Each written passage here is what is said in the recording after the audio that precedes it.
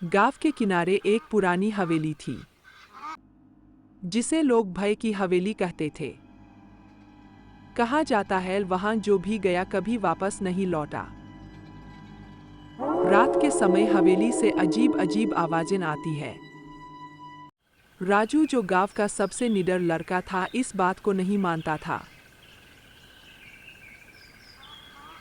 उसने अपने दोस्तों से कहा कि मैं आज रात उस हवेली में जाऊंगा और तुम्हें साबित कर दूंगा कि ये सब झूठ है।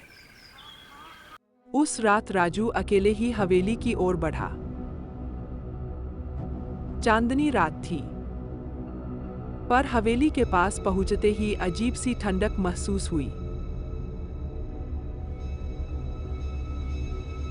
दरवाजे पर जंग लगी थी, लेकिन राजू ने जैसे तैसे उसे खोला।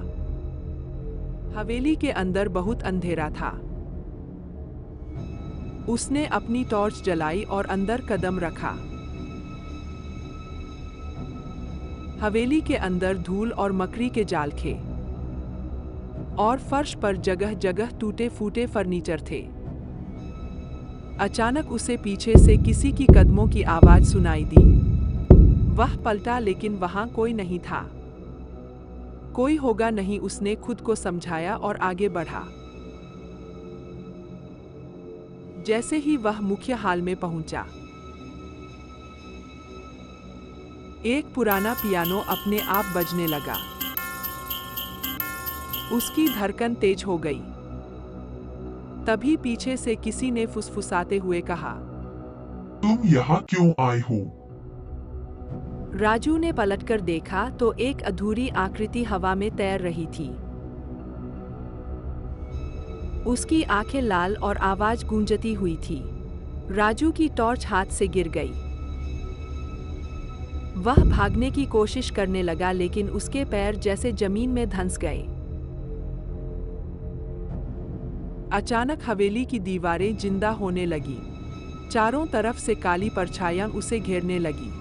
वे परछाइयां कह रही थी, तुमने हमारी नींद तोड़ी है, अब तुम्हें सजा मिलेगी। सुबह गांव वालों ने देखा कि हवेली के दरवाजे पर राजू का जूता पड़ा था, लेकिन वह खुद गायब था।